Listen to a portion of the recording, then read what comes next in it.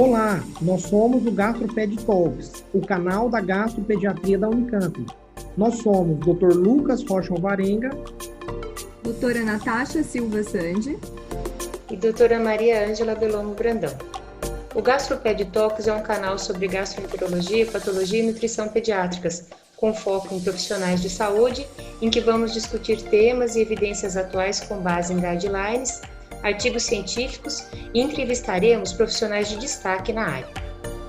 Nosso tema hoje são as doenças funcionais em crianças e adolescentes, lembrando que a gente já conversou aqui anteriormente das doenças funcionais em recém-nascidos e lactentes em reuniões anteriores.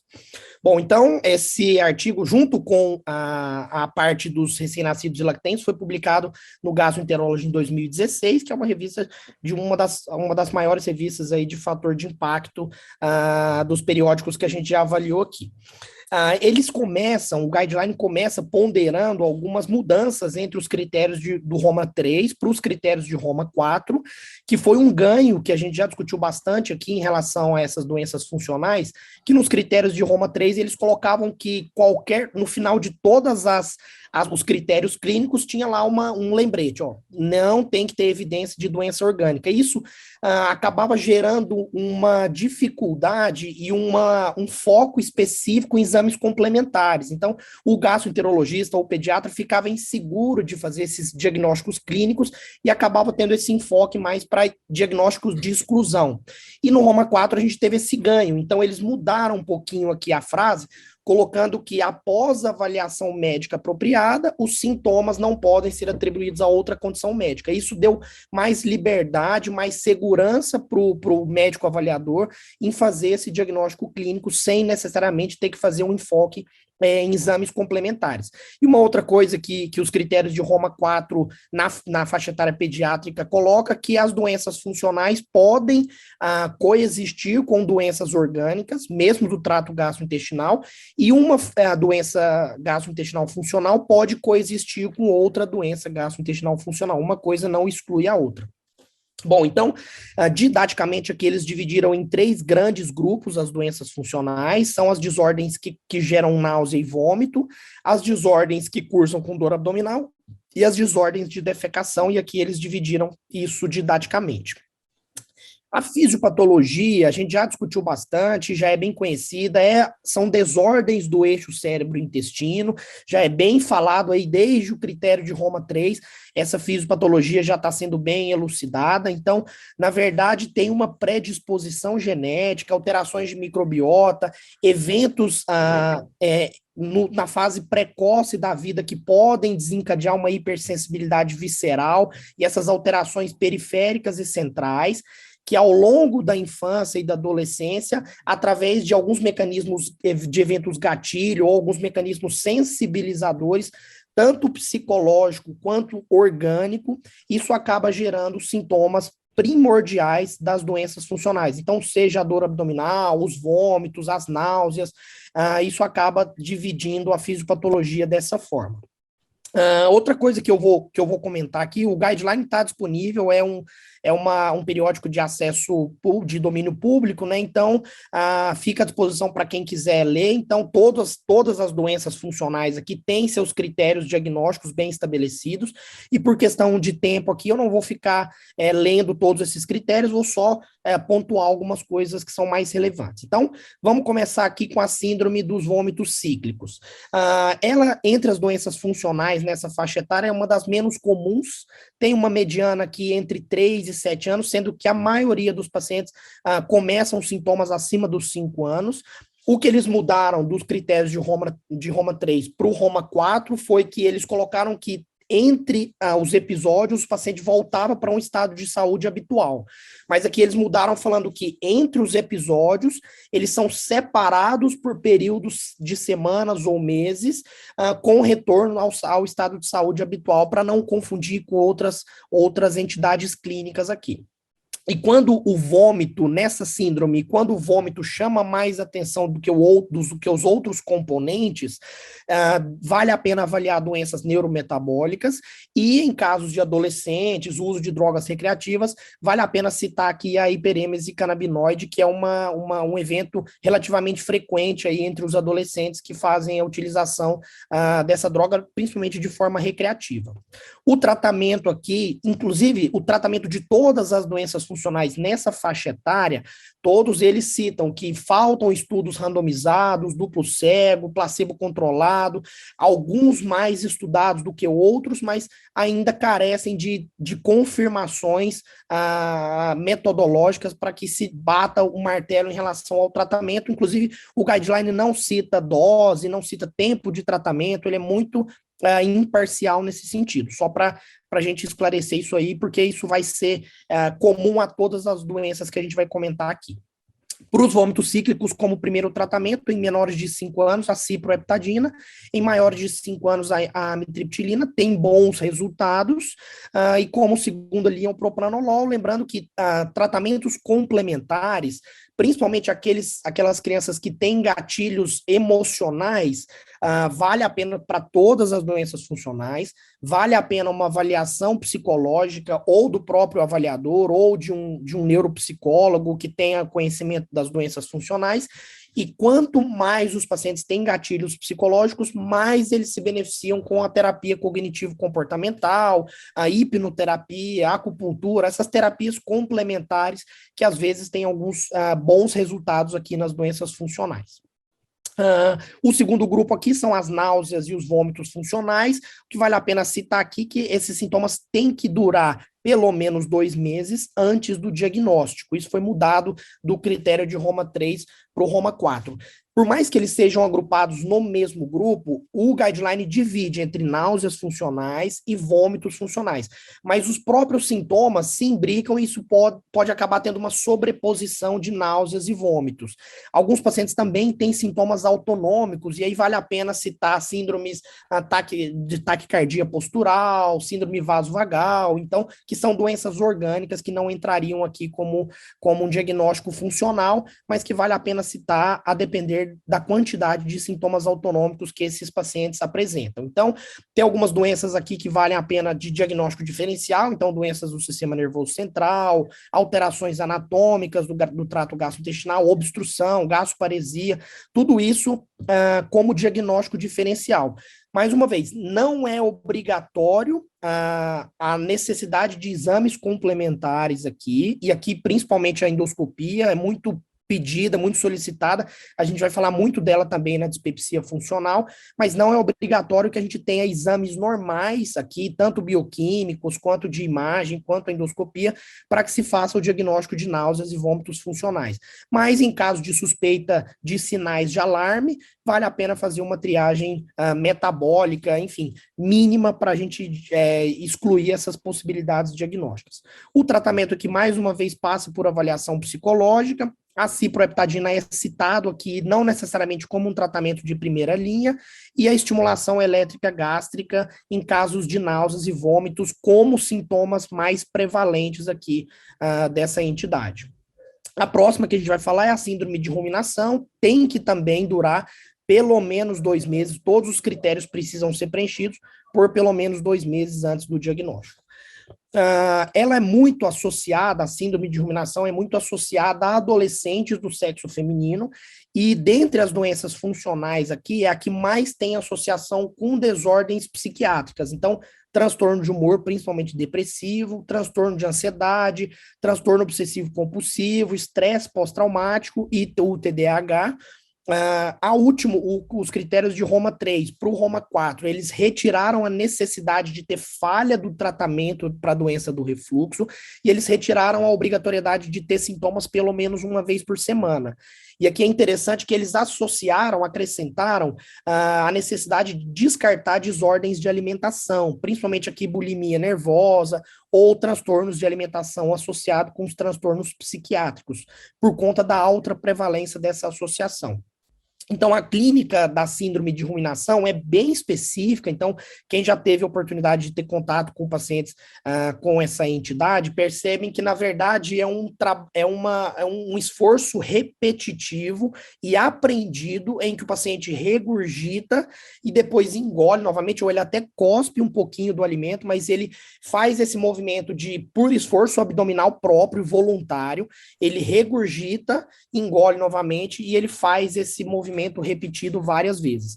Alguns casos têm algum diagnóstico associado de doença do refluxo, principalmente, mas não necessariamente é obrigatório a exclusão dessa entidade para o diagnóstico da ruminação. O tratamento aqui não precisa de medicamento na maioria dos casos, é multidisciplinar e precisa aqui principalmente de uma avaliação psicológica e nutricional, porque dentre essas doenças funcionais aqui, a que mais cursa com desnutrição, por exemplo, uma causa mais orgânica, complicação mais orgânica, é a síndrome de ruminação. Então a gente tem que ter cuidado com isso aí. A aerofagia também precisa preencher todos esses critérios aqui por pelo menos 2 meses antes do diagnóstico. E a aerofagia é uma entidade interessante porque dos critérios de Roma 3 para o Roma 4, dos adultos, eles retiraram essa entidade. Eles entendem que a aerofagia é uma associação orgânica de alguma outra doença orgânica. Por exemplo, é uma complicação de doença do refluxo, é uma complicação de desordens da motilidade do esôfago, não necessariamente é uma entidade à parte. E aqui a gente sabe que na pediatria, inclusive, elas acrescentaram critérios entre o Roma 3 e o Roma 4 para que se especifique mais a aerofagia e, apesar de ser uma entidade que foi retirada dos adultos, não é incomum na faixa etária pediátrica e ela é muito mais presente naqueles pacientes que têm alguma neuropatia não progressiva. Chega até 7%, um valor relativamente alto. Então, eles acrescentaram aqui que para que se tenha aerofagia, eu tenho que ter deglutição de ar excessiva e que a distensão piora ao longo do dia, mostrando que o paciente não necessariamente acorda com distensão importante, que ele vai adquirindo esse hábito de engolir ar ao longo do dia e essa distensão vai piorando e os sintomas vão piorando ao longo do dia. É claro que o conhecimento também advém do conhecimento dos adultos, então vale a pena descartar ou pelo menos avaliar clinicamente distúrbio de motilidade do esôfago, supercrescimento bacteriano, doenças que cursam com malabsorção, por exemplo, intolerâncias alimentares, doença celíaca, vale a pena fazer uma mínima avaliação clínica dessas entidades para fazer o diagnóstico aqui de aerofagia. E o tratamento, mais uma vez, é de suporte, precisa de uma avaliação psicológica, porque trata-se de um comportamento repetido e aprendido, e muitas vezes esse ciclo precisa ser quebrado aí com uma psicoterapia, e eles citam aqui os benzodiazepínicos, mas no guideline eles não colocam nem a fisiopatologia do uso dos benzodiazepínicos aqui nessa entidade. A dispepsia funcional é a primeira das desordens que geram dor abdominal. Então, também aqui vale a pena dar uma lida nos critérios específicos de dispepsia funcional. O que eu queria chamar a atenção aqui é que todas as doenças funcionais que cursam com dor abdominal crônica, todos os pacientes precisam ser avaliados pelos sinais de alarme. Então, pacientes que têm história familiar de doenças inflamatórias intestinais, úlcera péptica, doença celíaca, pacientes que têm dor abdominal no quadrante superior persistente, disfagia, odinofagia, vômitos persistentes, perdas de sangue do trato gastrointestinal, diarreia noturna, artrite, enfim, sinais de alarme que a gente já conhece muito bem. Para qualquer entidade que curse com dor abdominal crônica, esses pacientes precisam ser avaliados clinicamente ou através de exames complementares para que se faça um diagnóstico de dispepsia funcional. Não que seja um diagnóstico de exclusão, né? A gente já sabe que o Roma 4 veio para tirar esse estigma, mas pelo menos vale uma avaliação dos sinais de alarme aqui.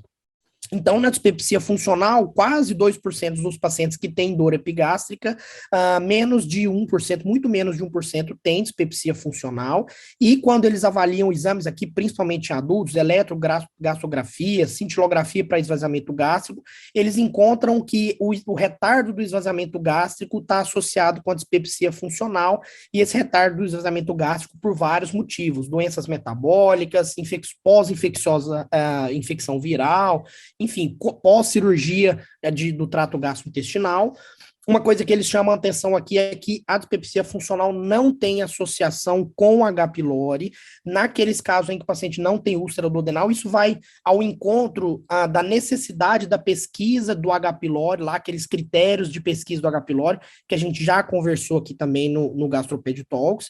A necessidade de endoscopia. Alguns guidelines, principalmente da NASPGHAN, associaram alguns fatores de risco que necessitam de uma avaliação endoscópica. Então, pacientes que têm vômitos na dispepsia funcional associado a vômitos importantes, história familiar de doença ulcerosa péptica ou de H. pylori na família, e que os sintomas persistem mais do que 6 meses, necessariamente teriam que pedir endoscopia. Isso é do guideline da NASPGHAN e da ESPGHAN.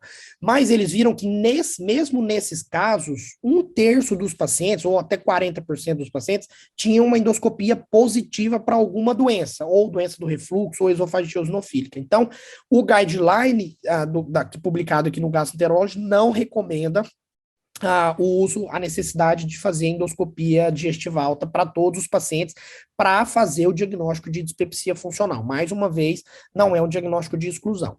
E aqui o tratamento já é um pouco mais estudado, talvez é o que mais tem trabalhos entre todas as doenças funcionais que a gente vai falar aqui, junto com a constipação também funcional. Evitar anti-inflamatório, evitar alimentos que desencadeiem crise. Se o paciente tem mais dor do que vômito, o uso de inibidor de bomba de prótons pode ser interessante, e eles são melhores do que os inibidores H2, que a gente agora não tem mais no mercado. Se eu tenho predomínio de náuseas, saciedade precoce, os procinéticos podem ser utilizados, e claro, a avaliação psicológica pode ou não associar um antidepressivo tricíclico em baixas doses. Síndrome do intestino irritável também tem que levar em consideração que é uma causa de dor abdominal crônica. Então, relembrando aqui os sinais de alarme para dor abdominal crônica, é uma das entidades mais prevalentes, principalmente em adolescentes, né, crianças maiores e adolescentes, e um ganho que a gente teve aqui nos critérios de Roma 4, que eles dividiram o intestino irritável em 3 subtipos. O intestino irritável que cursa com constipação, o intestino irritável que cursa com diarreia e aquele intestino irritável que cursa com constipação e diarreia. E aí, um ganho que a gente tem que considerar aqui é diferenciar o intestino irritável com constipação da constipação funcional. São muito parecidos. E o que eles orientam aqui no guideline?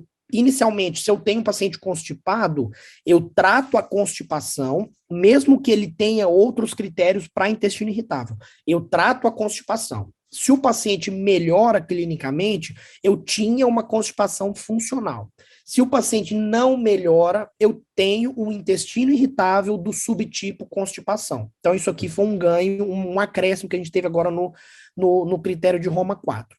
Clinicamente, aqui eles citam o papel da calprotectina fecal.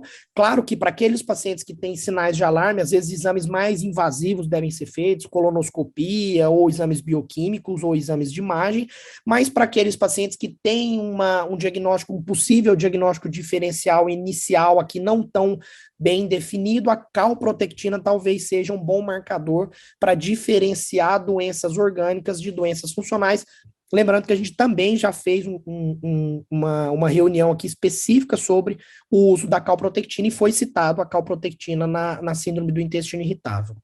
O tratamento aqui, eles colocam que um ciclo de probiótico, e aí o guideline não é enfático, qual cepa, qual dose, quanto tempo de tratamento, mas que os probióticos podem ter um papel aqui positivo na síndrome do intestino irritável.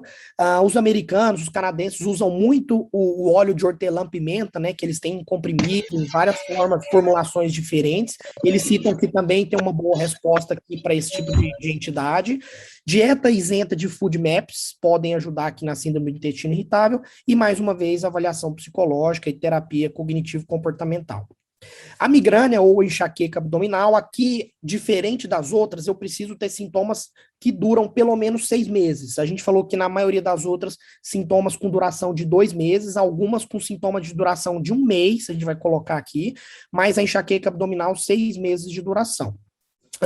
Eles mudaram o termo de dor periumbilical para dor difusa também, para aumentar um pouquinho o espectro de diagnóstico, e eles mudaram os episódios separados por semanas a meses assintomático, para aqueles pacientes que entre as crises de enxaqueca voltam para aquele estado de saúde basal.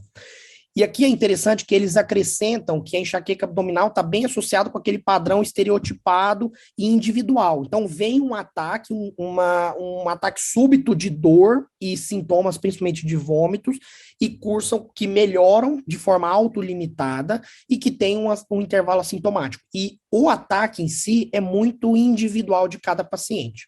Tem que, claro, descartar causas secundárias. Aqui, um grande diagnóstico diferencial é a porfiria aguda. Então, às vezes, aproveitar a crise do paciente para fazer uma avaliação urinária aí de porfiria aguda. E o tratamento é muito parecido com a enxaqueca normal, a enxaqueca da neurologia. Então, tem o tratamento profilático e o tratamento terapêutico, e às vezes o tratamento profilático é mais, tem uma resposta melhor do que o tratamento abortivo de crise. A dor abdominal funcional não especificada, essa também foi um ganho dos critérios de Roma 4, então basicamente, são aquelas dores abdominais crônicas que não se encaixam em nenhuma das outras causas de dor abdominal que a gente falou anteriormente. Muitos pacientes têm dor abdominal, não necessariamente todos eles têm uma dor não especificada, então existem os outros diagnósticos. Eles mudaram aqui para a necessidade de ser semanal, para 4 vezes no mês, então não necessariamente as 4 vezes podem ser em sequências, não precisam ser episódios semanais, e não precisam, aqui eles associaram que não necessariamente precisa ser associado com um evento gatilho. No Roma 3, eles citavam que para ter dor abdominal não especificada, lá eles davam outro nome, inclusive, precisava ter algum evento gatilho, alimentação, ciclo menstrual, algum evento psicológico que desencadeasse a crise. Aqui a gente não precisa ter isso. Alguns pacientes têm sintomas autonômicos, taquicardia, sudorese e hipotensão postural, isso tem que ser avaliado também e descartado outras doenças secundárias.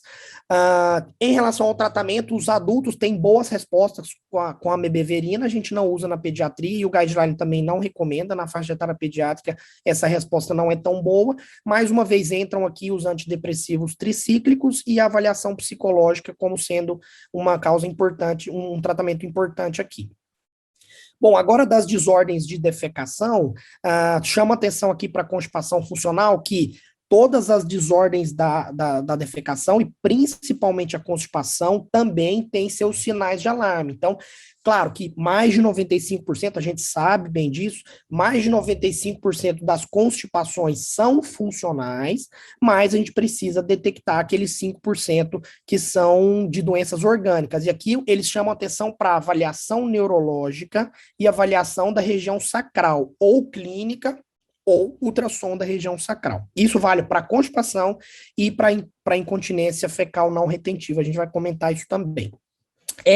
Talvez seja a doença funcional de crianças e adolescentes mais comum, não tem diferença em relação a sexo masculino e feminino ou a nível socioeconômico, e a gente sabe que ela tem um pico de incidência naquele início do treinamento do toalete.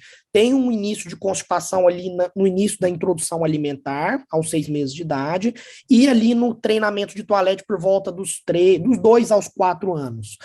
Eles mudaram aqui a necessidade de sintomas de 2 meses para 1 mês para fazer um diagnóstico, como é uma entidade muito frequente e os pacientes se perdem muito no tratamento e no acompanhamento por não considerarem uma doença grave, eles quiseram fazer um diagnóstico mais precoce, então eles mudaram de 2 meses para 1 mês. Então é bom a gente lembrar isso aí. Sempre lembrar dos sinais de alarme quando for avaliar um paciente com constipação funcional. Não é necessário pro diagnóstico raio-x de abdômen ou enema opaco para excluir a doença de Hirschsprung, por exemplo, e a manometria anorretal deve ser solicitada deve ser importante aqui só avaliar o reflexo inibitório e só em caso de constipação refratária ou na presença de sinais de alarme lá nos primeiros meses ou no primeiro ano de vida. É importante a gente lembrar isso também. O tratamento aqui também tem muito estudo, junto com a dispepsia funcional, mas eles colocam que é um tratamento muito descontinuado, muito quebrado, e que passa por muito aconselhamento do treinamento de toalete, e tentar quebrar o comportamento retentivo dessas crianças, que faz parte da fisiopatologia. Então, o tratamento passa muito por uma avaliação comportamental. A gente pede, classicamente, aí os pediatras sabem que a gente orienta muito a aumentar a ingesta de fibra, a ingesta de água, mas isso não é cientificamente comprovado que melhora a constipação funcional. Mas como os pacientes têm uma dieta muitas vezes ruim, os pacientes que têm constipação, junto com isso, têm uma dieta muito ruim, faz parte orientar o aumento da ingesta de fibra, de água, para melhorar a dieta como um todo, mas não necessariamente buscando uma resposta positiva na constipação funcional. E quando a gente tem um tratamento farmacológico aqui, que é muito importante na fase inicial da constipação, eles pedem para diferenciar se eu preciso inicialmente de fazer uma desimpactação, e se a desimpactação vai ser oral ou retal, e aí vale a pena a gente discutir isso em outro momento, que alguns guidelines dos americanos gostam muito de desimpactação oral, alguns locais gostam muito da desimpactação retal, enfim, o treinamento de toalete, toda aquela questão da constipação funcional, do tratamento por enema, ou tratamento por sonda. E o tratamento de manutenção. Independente da forma de tratar, se a gente está usando a via oral, o PEG, o polietileno glicol, é o tratamento de primeira linha, isso já está bem estabelecido. E, por fim, para a gente finalizar, a incontinência fecal não retentiva não é uma das mais comuns, né? Não está longe de ser uma das mais comuns, está muito associado com crianças na idade escolar e muito associado com gatilhos emocionais. Então, diferente do que eu mesmo pensava, diferente do que a gente já discutiu, não são todas as doenças funcionais que têm gatilhos emocionais, psicológicos, como antigamente se pensava, que era uma complicação de uma doença psicológica. Mas aqui na incontinência fecal não retentiva e naquelas que cursam com alteração de comportamento, a própria constipação funcional, os vômitos cíclicos, a ruminação, essas têm alguns gatilhos. E aqui é interessante que eles colocam que é uma possibilidade da gente desconfiar ou mesmo fazer o diagnóstico de um abuso sexual. Está muito associado com a incontinência fecal não retentiva.